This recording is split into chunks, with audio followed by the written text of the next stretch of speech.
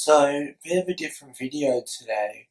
The other day, Adventure Time finished. It ran its course over 8 years and 10 seasons and something like 273 episodes.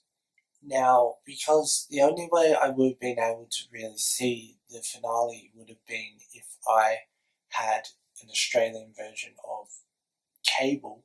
If you want to be more up to date over in Australia with Adventure Time, you have to have our version of cable, which is called Foxtel or Austar.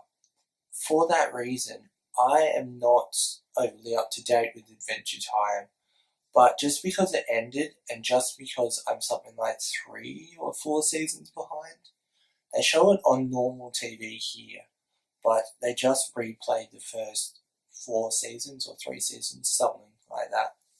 But that doesn't mean that the show didn't have an effect on me, and it doesn't mean that I can't talk about the show as a whole, because I really enjoyed this show, and I'm kind of thankful that I'm a few seasons behind, although I will probably watch the finale after I finish recording this, because it means that I get to see new episodes to me long after it's finished. I think Adventure Time was the first Cartoon Network show I ever really enjoyed. Shortly after I found Adventure Time, I discovered Regular Show, which I also enjoy. But apart from that, I didn't actually grow up on Cartoon Network. And I know you might be thinking, oh, you didn't grow up on insert famous Cartoon Network show here. And no, I didn't, because I grew up with different programming. I watched some cartoons, but they were mainly Australian and Canadian. And to watch things like Cartoon Network and the Disney Channel were luxuries. And although I did watch Disney Channel a fair bit when I was younger, Cartoon Network was never on my radar. I guess I preferred more live action things. From what I remember, apparently Finn and Jake are meant to be brothers. A human is meant to be the brother of a dog, of a shape-shifting dog. And just like pretty well everything in this show, none of it really seems logical, but that's part of the charm. There's so many things that are just left of field and just don't overly make much sense, but they come together and they unite and they work well together. And I think that's part of what made this show work. And thankfully it didn't run itself into the ground. I myself even have a couple of Adventure Time mugs.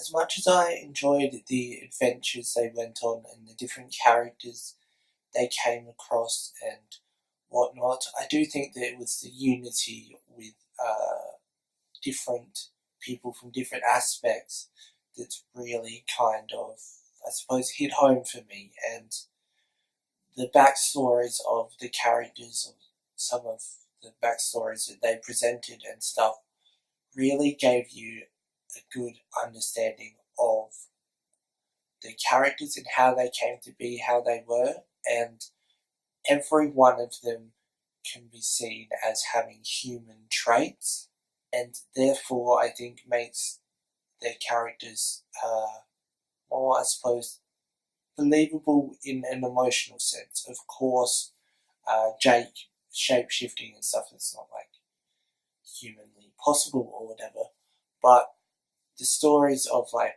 the Ice King and Marceline and Finn when he was younger and stuff, it all just kind of brings a human element to a show that's on the surface just looks like a bunch of strange characters and people who were on drugs just making some random show. I feel like the lack of human characters actually help the show get its message across better than if it just had all human characters, because you don't see characters initially as human, but as you get to understand them more, you see that they have human elements, and as I mentioned, there's, I suppose, relatable emotions, and I think that quite possibly people could actually see themselves in these characters who aren't portrayed in the show as human, but they understand the emotions and therefore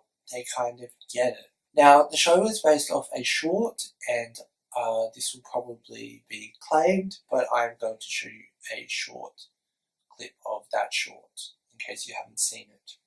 Check it out, I downloaded a little dance. Huh, I like it. Woo!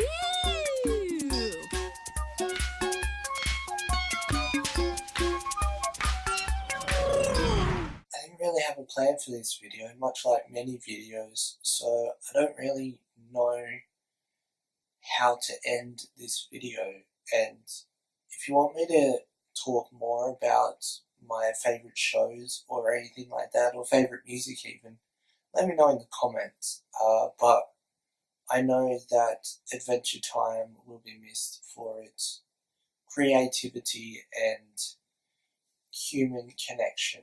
I quite enjoyed the alternative universe or alternate universe with Fiona and Cake. Let me know in the comments below what your favourite Adventure Time memory is.